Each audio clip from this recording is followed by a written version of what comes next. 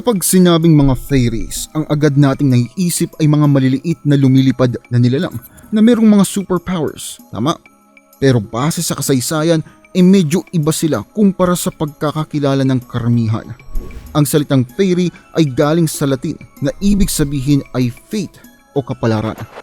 Sa mga folklores, ang mga fairies ay dinedefine bilang mga mystical characters na may kapangyarihang gawin ang mabuti o ang masama. Sa fairy folklore, karamihan sa kanila ay mischievous at indulge sa tomfoolery. Ang origin ng mga fairies ay mula pa sa Greek mythology kung saan ang mga fairies ay tinatawag namang mga nymphs. Itong mga nymphs ang pumuprotekta sa mukha ng Mother Earth. Noong 13th century, nag-theorize ang England ng bagong konsepto ng mga fairies at inintroduce sila bilang mga little people na pwedeng maging mabuti o masama. Kalaunan, ang English mythological beliefs at Christianity ay nag-produce ng teorya na ang mga fairies daw ay mga fallen angels. Naniniwala sila na ang mga fairies ay masyadong mabait para mapunta sa impyerno, pero masyadong masama naman para mapunta sa langit, kaya sa earth sila ibinato. Matagal ng imahe ng mga fairies yung slender, magagandang babae, pero iba't ibang uri ng mga fairies ang ini-introduce dahil sa cultural at religious evolution. Kasama na doon ang mga leprechauns, mga goblins, elves, enchanters, mga fays, genies, gnomes, gremlins, hubs, mermaids, nymphs, pixies at marami pang iba. Ang mga fairies ay nakapaloob sa apat na iba't ibang matters: ang fire fairy, earth fairy, water fairy at ang fairy para sa hangin. Noong 1900s, sinimulang i-dramatize ng media industry ang mga fairies sa cartoons at sa pelikula. Ngayon, halos wala nang naniniwala sa mga mitolohiya na base sa mga fairies, mga ghosts o anumang supernatural. Ano nga ba ang kwento sa likod ng mga dambana o ng mga fairies? Halina't samahan niyo kong tuklasin ang kwento sa likod ng mitolohiyang ito. Sa Latin mythology, ang mga magagandang babae na mayroong supernatural powers ay nagpapakita sa mga tahanan kung saan may bagong panganak na sanggol. Sila ang nagdedesisyon sa kapalaran ng sanggol tapos lilipad na. Kada kultura may iba't ibang tawag sa pangalan ng fairies, pero ang konsepto ng fairies ay hindi pare-parehas. Ang Greek mythology ay may mayamang koleksyon ng mga accounts ng supernatural creatures na naninirahan sa magical era. Merong mga Diyos at Diyosa na gumawa sa mundo. Ang mga Diyos ay ginawa rin ng mga nymphs, kasama ang mga tree nymphs, water nymphs, forest nymphs at meadow nymphs para alagaan ang ating mundo. Ang mga nymphs ay mga magagandang babaeng nilalang na katulad ng mga fairies. Itong mga nymphs ay may masculine form din at tinatawag naman silang satyr. Gaya ng nabanggit kanina, meron silang will na gumawa ng mabuti o ng masama.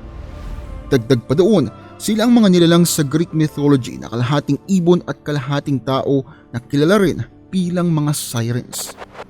Sa pagpasok naman ng 13th century, ang konsepto ng mga fairies ay sumikat sa England nang si Gervase ng Tilbury ay sumulat tungkol sa mga fairies sa isang libro na tinawag niyang Otia Imperiala o Recreation of an Emperor.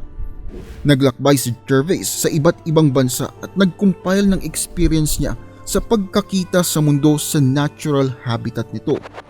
Sinabi niyang nakakita siya ng mga magical creatures na tinawag niya mga fairies na may matangkad at maliit daw, maganda at merong pangit, syempre merong mabuti at may masama. Ang British concept ng mga fairies ay mas nakakatakot kaysa sa eksplanasyon na makikita sa libro ni Gervase. Takot ang mga Briton sa mga fairies dahil naniniwala silang ang mga nilalang na yun ay kaya silang isumpa. Mas gusto nilang tawagin ang mga yon bilang little people, gentry o the neighbors para maiwasan ang pagsamon sa kanila sa kanilang mga tahanan. Naniniwala mga tao na naninirahan sa ilalim ng lupa ang mga fairies sa kagubatan o sa malapit sa katubigan.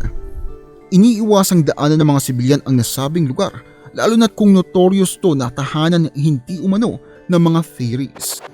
Inalis pa nga ng ibang mga residente ang kanto ng kanilang mga bahay para daw maiwasan ang pagharang sa daanan ng mga fairies. Sa paglipas ng panahon, nahalo ang cultural mythologies sa relihiyon at ang mga fairies ay nakilala nga bilang mga fallen angels. Nagsimula na ang mga tao na maniwala na binato ng Diyos ang mga fairies mula sa langit dahil sa kanilang ego at sa kanilang pride, katulad ng ginawa kay Lucifer. Sinuportahan naman ng simbahang Katolika ang ideology na yon para ma-promote ang Kristyanismo at ang existence ng kanilang Diyos. Sa Irish mythology, ang mga fairies ay mga magical creatures na kilala bilang Tuatha De Danann, isang supernatural race ng mga Diyos at mga Diyosa. Ayon sa mga historians ng Tuatha De Danann, isa itong highly developed race.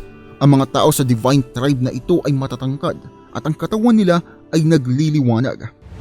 Sikat ang pagkawala ng Tuatha De Danann dahil sa pagkatalo sa digmaan laban sa mga tao para sa kalupaan ng Ireland.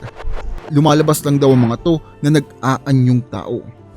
Ngayon, meron ba tayong real-life encounter ng mga fairies o mga dambana? Well, nung taong 1917, ang magpinsan na sina Francis Griffiths at Elsie Wright ay kumuha ng 5 litrato ng mga fairies nang ayaw silang paniwalaan ng kanilang mga magulang na nakakita sila ng mga nilalang na ito. Nagtungo ang dalawang babae sa Cottingley Beck sa West Yorkshire kung saan sinabi nga nilang nakita nila ang mga nilalang. Taong 1978 naman, sinabi ng Museum of Woodwork na peke raw ang mga litrato. Ayon kay James Randi, dahil sa mga fairies daw na naroroon ay kamukha ng fairies na nasa librong pinamagatang Princess Mary's Gift Book na pinublish naman taong 1915. Noong 1981, inamin ni Elsie Wright na ginupit nga lang nila ang litrato ng fairy at pinicturan ito. Pero dinanay ito ni Frances at sinabing ang ika-5 litrato daw ay ang tunay na fairy. Parehas na pinandigan ng dalawang babae ang kanilang statement at in-emphasize ang pagkakita sa mga fairies. Kaso nga, napatunayan na hoax lang ito. Pero teka, ibig bang sabihin ito na hindi nag-i-exist sa mga fairies? Dahil sa pagiging high-tech ng lipunan natin, nakakalimutan na natin ang tungkol sa mga mythology at folklores ng mga fairies. Sinusuportahan ng relihiyon ang existence ng mga fairies. Sa isang detalyadong research sa physics, gina-justify nito ang existence ng electromagnetic matter na maaring ang mga bagay na hindi natin nakikita tulad ng mga multo at mga fairies. Kayo, totoo ba ang fairies o nakakita na kayo ng fairy? Kung umabot kayo sa puntong ito, maraming salamat sa inyong panonood. Kung nagustuhan ninyo ang video, huwag kalimutang i-like kasi importante sa akin ang mga likes nyo dahil alam kong gusto nyo mga ganitong topic. At syempre huwag kalimutan mag-subscribe kung hindi pa at i-hit ang bell notification para updated kayo kapag nagre-release ng bagong video. Maraming salamat sa inyong panonood. Kita-kits sa susunod na video.